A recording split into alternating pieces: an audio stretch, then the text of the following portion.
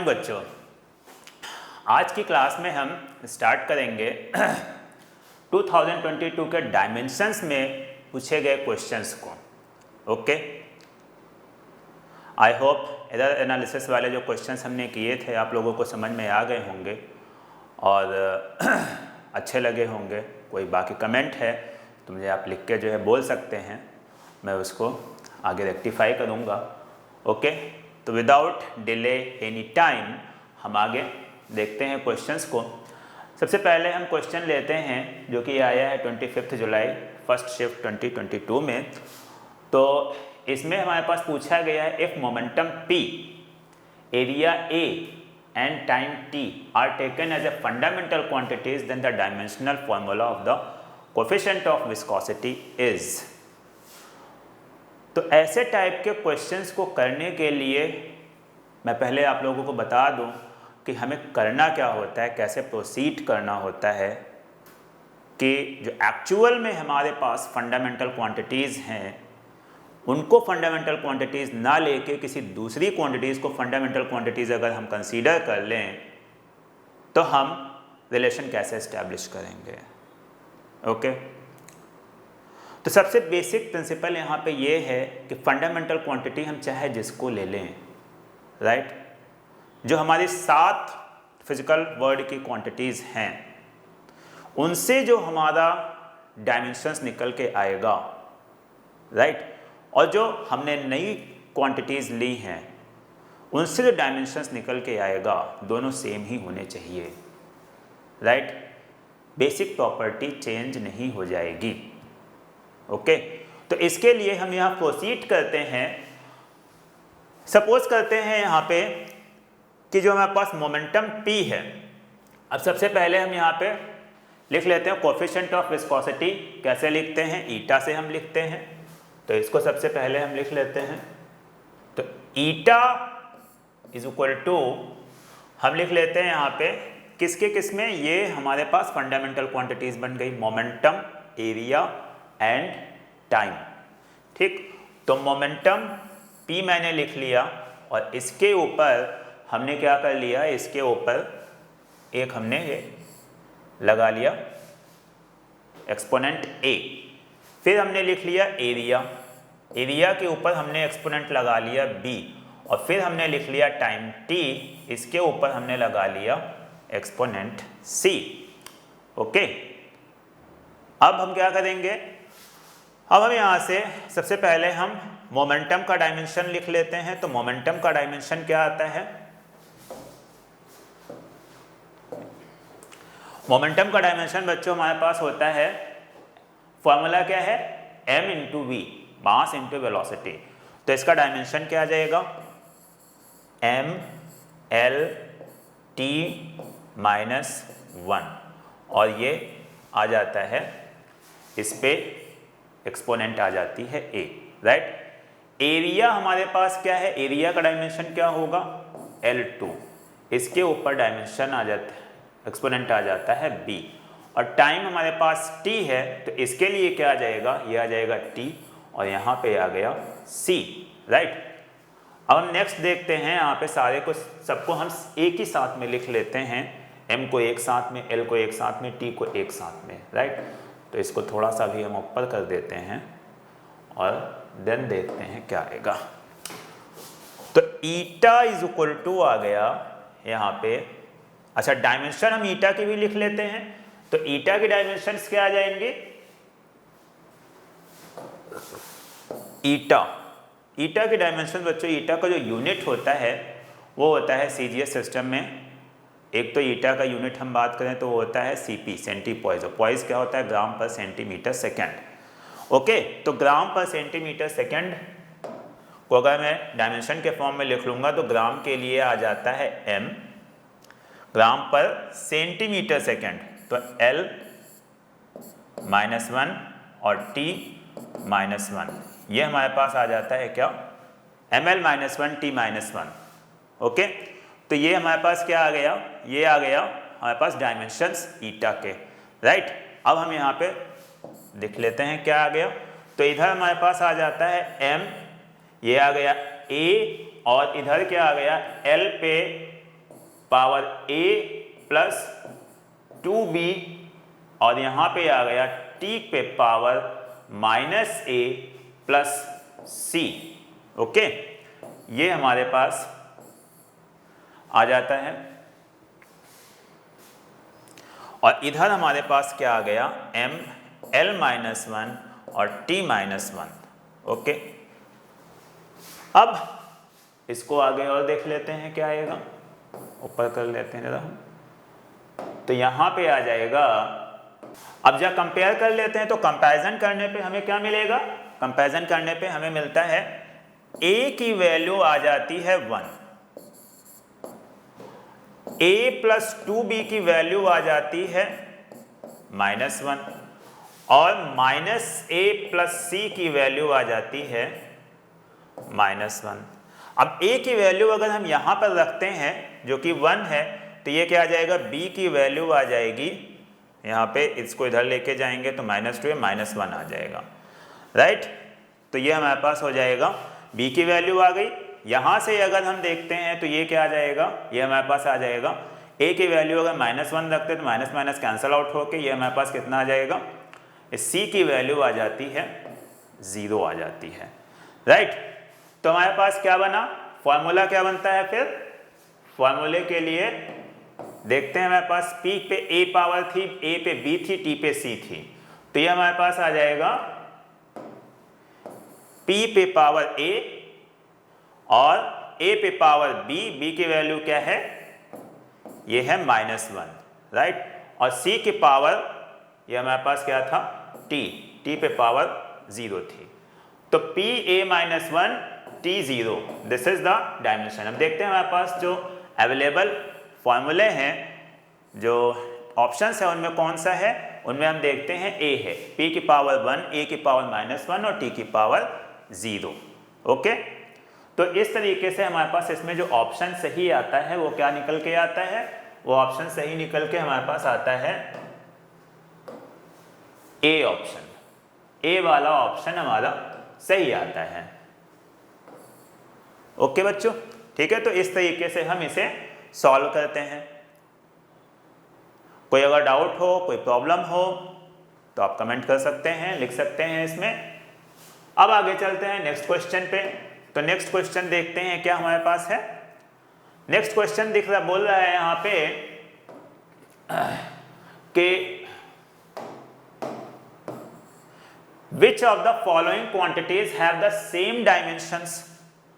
तो इसमें बोल रहा है सेम डायमेंशन किसमें है, राइट। सबसे पहले हम देखते हैं electric displacement and surface charge density. अब बच्चों इलेक्ट्रिक डिस्प्लेसमेंट जो हमारे पास डिफाइन होता है, सबसे पहले वो हम देख लेते हैं कि कैसे डिफाइन होता है। जो इलेक्ट्रिक डिस्प्लेसमेंट वेक्टर है डी वेक्टर हमारे पास होता है एप्सिलॉन ई से, right, where E is the intensity of electric field and epsilon is the permittivity of the medium। Okay, तो इस तरीके से हमारे पास डिस्प्लेसमेंट वेक्टर डिफाइन होता है। ओके, अब एक तो ये हमारे पास यहाँ से ये आ गया, और सरफेस चार्ज डेंसिटी जरा देख लेते हैं।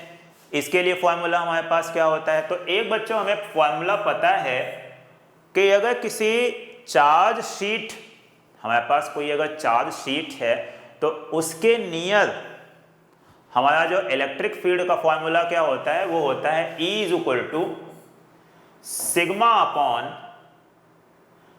2 एप्सिलॉन नॉट। ये हमारे पास एक फॉर्मूला होता है। यहां से सिग्मा अगर देखेंगे, सिग्मा क्या है, सिग्मा हमारा है सरफेस चार्ज डेंसिटी है। ओके, तो सिग्मा की वैल्यू अगर हम निकालते हैं, ये क्या आ जाती है, आ जाती है 2 एप्सिलॉन नॉट, सॉरी 2 एप्सिलॉन और ई। अब यहां से अगर देखते हैं हम एप्सिलॉन ई, और यहां भी एप्सिलॉन ई लिखा है, और दोनों जगह पे सेम क्वांटिटी है राइट हैंड साइड में। एक साइड में हमारे पास है सरफेस चार्ज डेंसिटी, एक साइड में हमारे पास है इलेक्ट्रिक डिस्प्लेसमेंट। तो इसका मतलब यहाँ पे क्या हो गया, सरफेस चार्ज डेंसिटी और electric displacement both have same dimensions. Okay, पूछा क्या गया था, सेम डायमेंशन का ये क्वेश्चन पूछा गया था। तो यहाँ पे हमारे पास जो सही ऑप्शन आ जाता है वो पहला ही हमें मिल जाता है, मल्टीपल करेक्ट ऑप्शंस है नहीं तो इसे। ओके बच्चों, तो अब हम नेक्स्ट क्वेश्चन देखते हैं जो कि आया 27 जुलाई सेकेंड शिफ्ट में।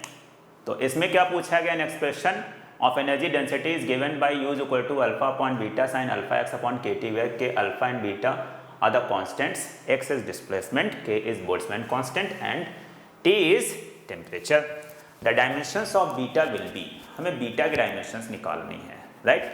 तो इसके लिए हम क्या करते हैं, यहाँ पे हमें ये पता होना चाहिए बच्चों आप लोगों को कि जो जितने भी ट्रिग्नोमेट्रिक हमारे फंक्शंस हैं, sine alpha, sine cos, tan, cot, ठीक है, जितने 6 हमारे पास ट्रिग्नोमेट्रिक रेशियोज होते हैं उन सभी में जो इनपुट जाता है दैट इज एंगल, वो डायमेंशनलेस होता है, और जो आउटपुट मिलता है that is value of the sine या कॉस, वो भी क्या होता है, वो भी डायमेंशनलेस ही होता है। ओके, तो इसका मतलब ये हमारे पास क्या है कि ये इतनी जो क्वांटिटी लिखी है ये डायमेंशनलेस है, और ये हमारे पास क्या है, ये भी डायमेंशनलेस है। इसका मतलब जो u का डायमेंशन है वो अल्फा अपॉन बीटा के डायमेंशन के इक्वल है।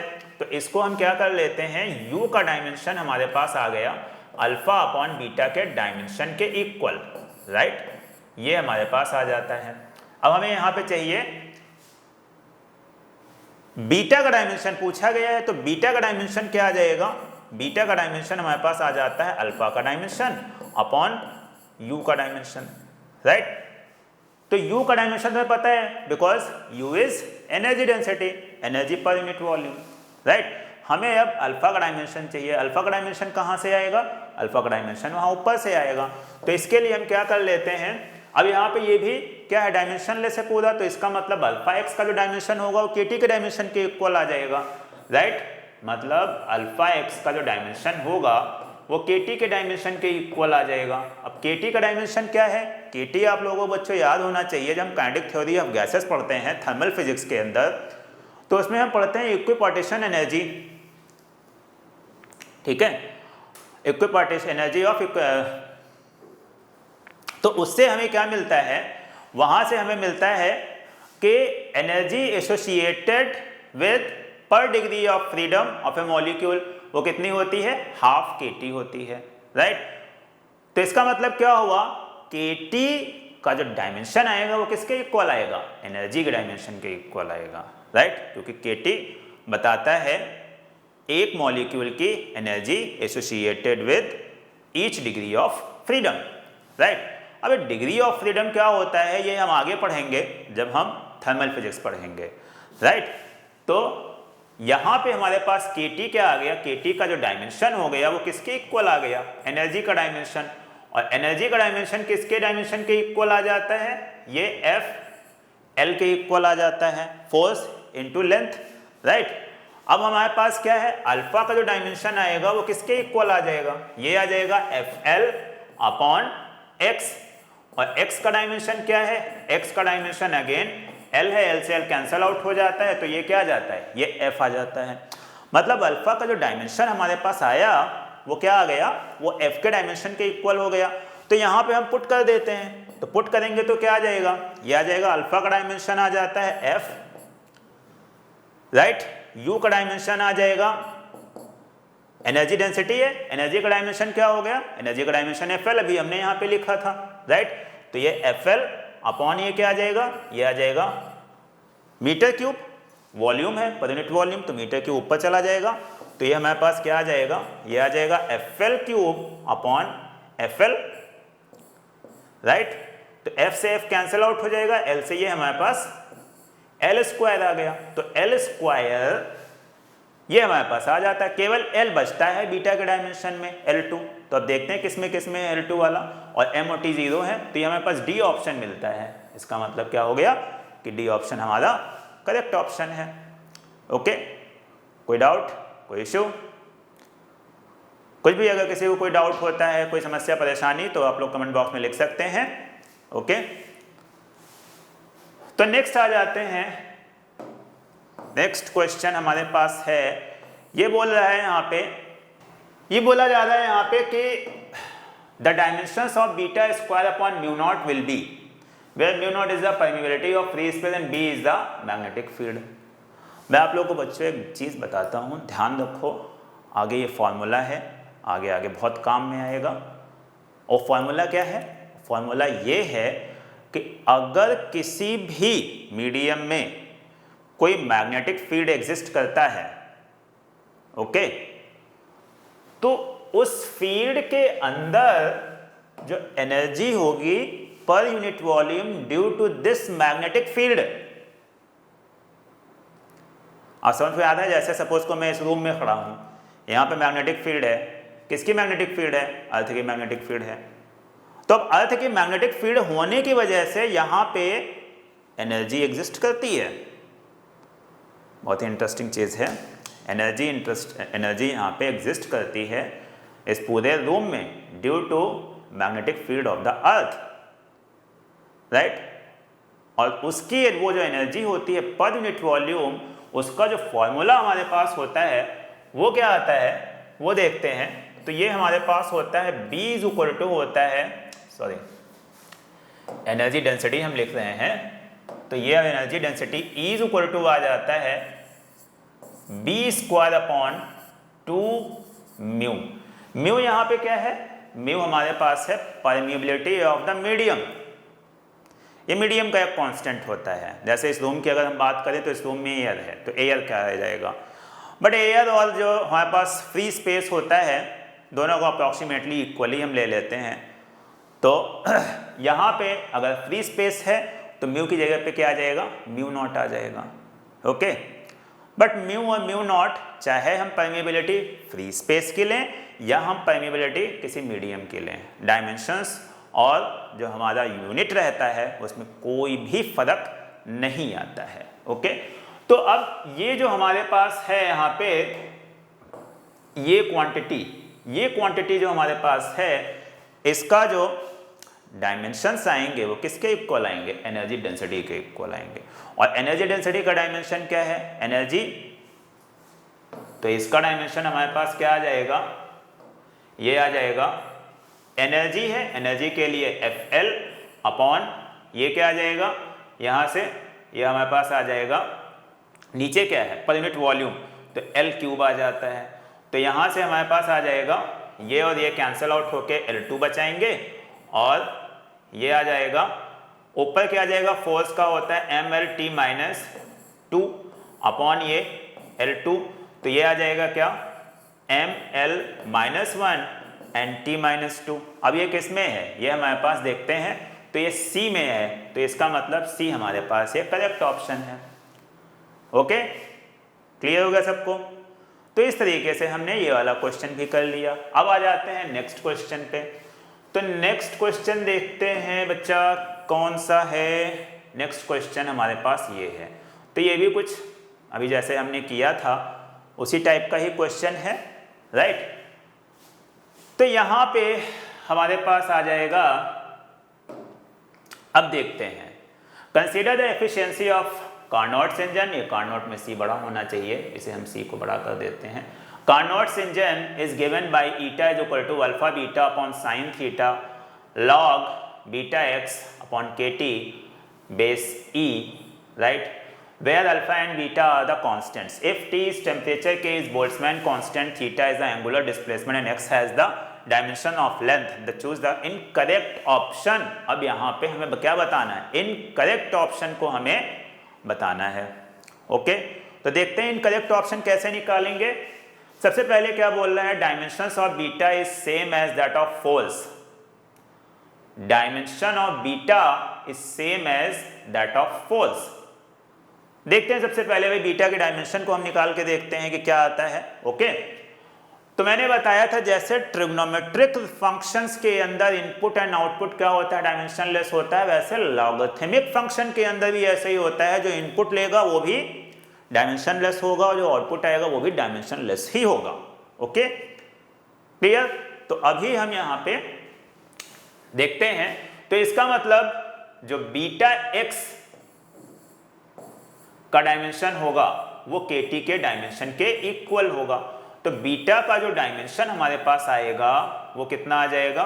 KT अपॉन एक्स के डायमेंशन। और KT अभी हमने पिछले वाले क्वेश्चन में देखा था कि केटी क्या है, एनर्जी का डायमेंशन लेगा, कैरी करेगा। ओके, तो ये हमारे पास आ जाएगा, एनर्जी हमारे पास क्या हो जाती है, एफएल हो जाती है, और एक्स के क्या आ जाती है, एक्स के लिए भी एल आ जाता है, एल से एल कैंसिल आउट हो जाता है, तो ये बीटा का डायमेंशन एफ के डायमेंशन के इक्वल आ गया, फोर्स के डायमेंशन के, राइट।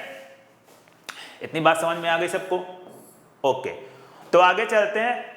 तो इसका मतलब ये सही बोल रहा है, beta is the same as that of force, तो इसका मतलब ये वाला हमारे पास सही ऑप्शन है। हमें बताना क्या है, इनकरेक्ट बताना है, ठीक है। तो इनकरेक्ट बताने के लिए अब देखते हैं नेक्स्ट, फिर बोलता है dimensions of alpha minus 1 x is same as that of energy. अब बीटा हमारे पास क्या है, बीटा ये पूरा डायमेंशनलेस है, साइन थीटा का वैसे ही कोई डायमेंशन नहीं है, और ये एफिशिएंसी हमारे पास होता है, एफिशिएंसी का बच्चों फॉर्मूला होता है output energy upon input energy, या फिर output power upon input power. मतलब जो ईटा है, ईटा भी क्या है, ईटा भी हमारा डायमेंशनलेस है, तो इसका मतलब अल्फा और बीटा, अल्फा और बीटा डायमेंशनलेस होंगे, डायमेंशनलेस होंगे। इसका मतलब हमारे पास कि अल्फा माइनस 1 का जो डायमेंशन होगा वो किसके डायमेंशन के इक्वल होगा, वो बीटा के डायमेंशन के इक्वल होगा। बीटा का डायमेंशन क्या है, फोर्स के डायमेंशन के इक्वल है। इसका मतलब अगर अल्फा और एक्स, अल्फा माइनस एक्स अगर मैं कर दूं तो ये हमारे पास आ जाएगा, और एक्स का डायमेंशन क्या होता है, एल होता है, तो ये एफ एल आ गया। एफ एल मतलब एनर्जी हो गया, यस। तो ये भी सही है हमारे पास ऑप्शन, इसमें भी कोई प्रॉब्लम नहीं है।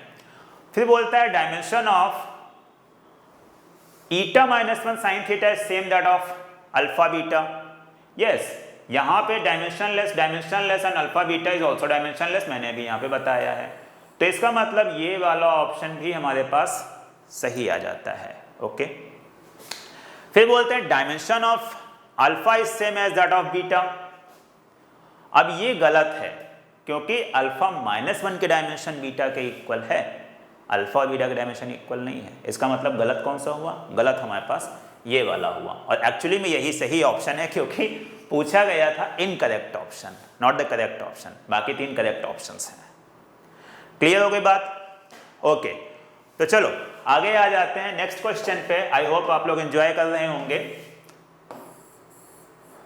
फिर आ जाते हैं नेक्स्ट क्वेश्चन पे। नेक्स्ट क्वेश्चन काफी बड़ा है, 29 जुलाई फर्स्ट शिफ्ट में पूछा गया है। ओके, अब इसमें हमारे पास क्या आ गया,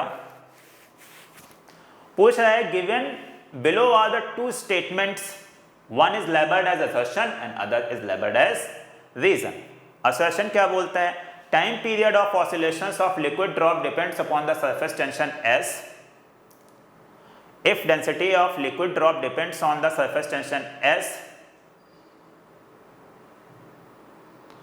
if density of liquid rho is and radius of drop is r, then T is equal to हमारे पास क्या होता है, K रूट के अंदर रो r क्यूब S की power 3/2 is dimensionally correct where K is dimensionless।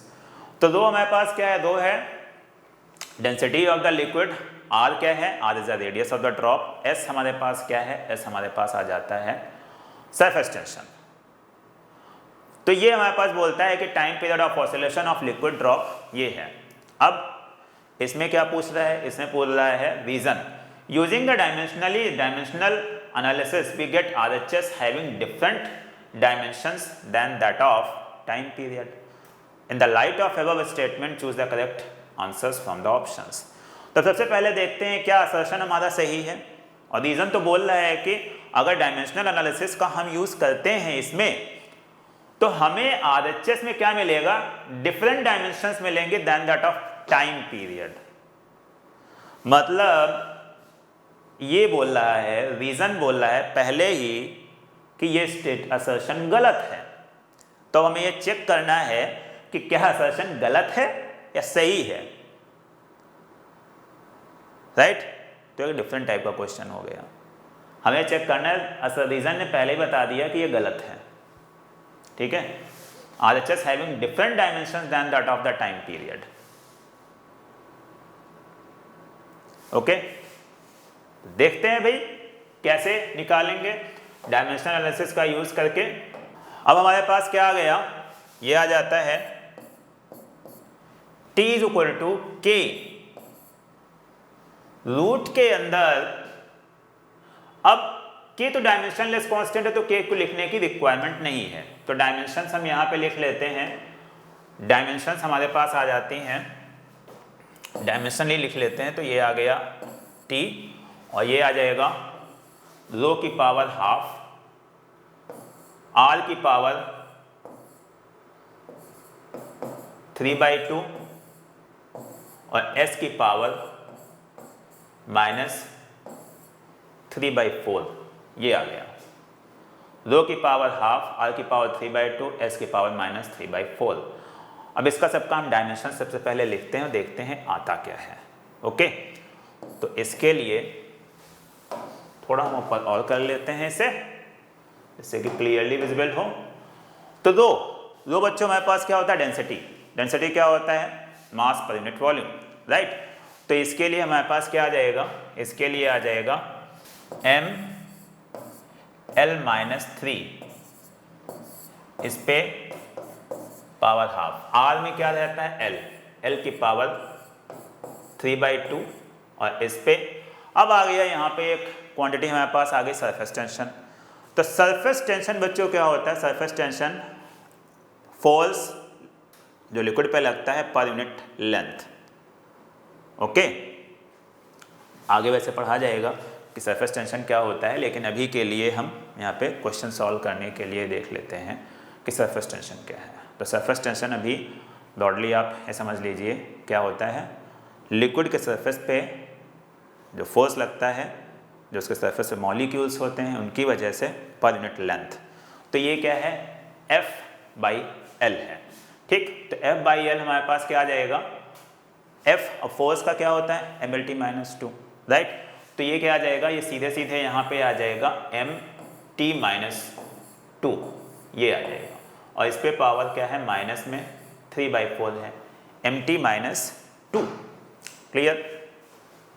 अब इसको अगर आगे सॉल्व करेंगे तो ये आ जाएगा m पावर हाफ, l पे पावर माइनस में 3/2 और इधर आ गया l पे 3/2, यहाँ पे आ गया m पे पावर -3/4 और t पे पावर माइनस, ये माइनस माइनस प्लस हो जाएगा, तो ये क्या आ जाएगा 3/2। ये हमें अभी सेग्रीगेट करके यहाँ पे लिखना है और देखते हैं ये क्या आता है। ये हमारे पास आ जाता है, m के लिए क्या बन जाएगा, m पे बन जाएगा 1/2 माइनस में 3/4 और ये l पे क्या आ जाएगा, l पे आ जाएगा -3/2 प्लस 3/2 और ये यहाँ पे आ जाएगा t पे 3/2, राइट। तो ये हमारे पास आ गया। अब ये यहाँ से कैंसिल आउट हो जाएगा, आगे देखते हैं क्या आएगा। तो आगे हमारे पास क्या आ जा रहा है, यहाँ पे m पे निकालेंगे, एलसीएम लेंगे, 4 आ जाएगा, 4 - 3, यहाँ पे 2 पर से मल्टीप्लाई कर, 2 - 3 1, तो माइनस आ जाएगा हमारे पास 1/4, l पे 0 और t पे ये क्या आ गया 3/2 आ गया। अब बच्चों देखो ये कि जो हमारे पास राइट हैंड साइड में जो डायमेंशन थी वो क्या है, वो हमारे पास t है, लेफ्ट हैंड साइड में t है और राइट हैंड साइड में क्या है, राइट हैंड साइड में है कुछ डिफरेंट। तो इसका मतलब इक्वल नहीं है, इसका मतलब जो रीजन ने बोला था कि राइट हैंड साइड में जो डायमेंशन है वो t से डिफरेंट है, इसका मतलब सही है, राइट। और जो असर्शन है, असर्शन गलत हो गया। क्यों गलत हो गया, क्योंकि ये दोनों सेम नहीं है, इसलिए जो फॉर्मूला बताया था किसका, टाइम पीरियड का, वो गलत है, राइट। तो हमारे पास जो अब आ जाते हैं क्वेश्चन के ऊपर, ऑप्शन इसमें कौन सा सही है, A is false but R is true, ये हमारे पास आ जाता है इसमें करेक्ट ऑप्शन। ओके, कोई doubt, I don't think so. Okay, फिर आ जाते हैं हम नेक्स्ट क्वेश्चन के ऊपर। तो नेक्स्ट क्वेश्चन हमारे पास है जो कि पूछा गया 26 जून फर्स्ट शिफ्ट में, An expression for a dimensionless quantity P is given by P is equal to alpha upon beta Kt upon beta x log E। तो यहाँ पे पूछा गया where alpha and beta are constant, x is distance, k is Boltzmann constant and t is temperature, then the dimensions of alpha will be okay। तो इसके लिए अभी यहाँ पे हम देखते हैं, ये इस टाइप के क्वेश्चंस अभी हमने ऊपर भी किए हैं, राइट। तो इसमें हमारे पास क्या आ जाता है, अगेन ये जो हमारे पास लॉग के अंदर है ये क्या है, डायमेंशनलेस है। इसका मतलब जो केटी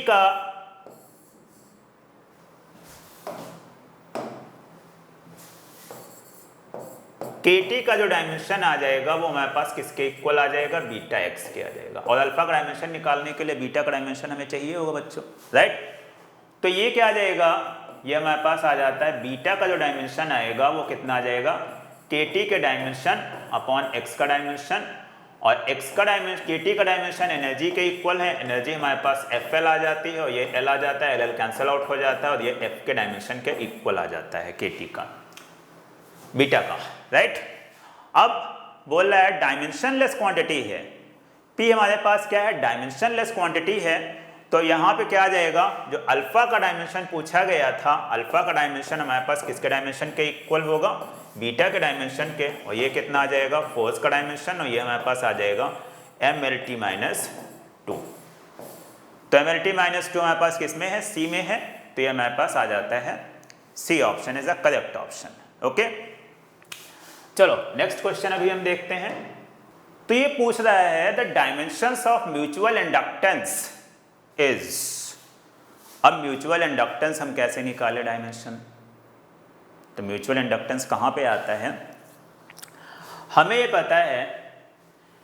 एक चीज और आप लोग ध्यान रखो कि जो इंडक्टर होता है कॉइल, ओके, उसमें जो स्टोर्ड एनर्जी का फॉर्मूला होता है, क्या उसके अंदर जो stored energy E, stored energy जो हमारे पास E रहती है वो होती है हाफ Li²।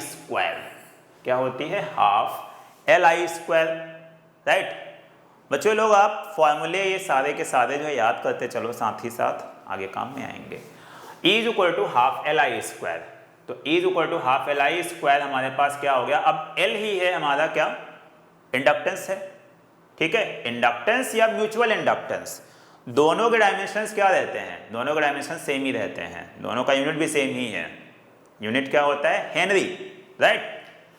तो ये ध्यान रखना है। तो अब L का जो डायमेंशन आएगा वही म्यूचुअल इंडक्टेंस का डायमेंशन होगा, राइट। और ये हमारे पास आ जाएगा एनर्जी का डायमेंशन अपॉन करंट, राइट। अब E हमारे पास क्या है, ये है हमारे पास FL एनर्जी, और इसका डायमेंशन क्या आ जाता है, A आ जाता है एम्पियर, ये आ गया, राइट। तो ये क्या बन जाएगा FL का, ये आ जाएगा mL2T-2 और ये क्या आ जाएगा A-2। तो ये हमारे पास क्या हो गया, ये हमारे पास आ जाता है dimension of mutual inductance and at the same time self inductance. तो अगर सेल्फ इंडक्टेंस पूछा जाता है तो भी हमें ऐसे ही करना है, म्यूचुअल इंडक्टेंस पूछा जाता है तो भी हमें ऐसे ही करना है। तो देखते हैं इसमें कौन सा सही ऑप्शन है, mL2T-2 A-2, ये हमारे पास सी में आ जाता है ऑप्शन। तो इसका मतलब ये वाला हमारा सही ऑप्शन है, ओके। तो इस तरीके से ये क्वेश्चन भी हो जाता है। अब आगे आ जाते हैं नेक्स्ट क्वेश्चन पे।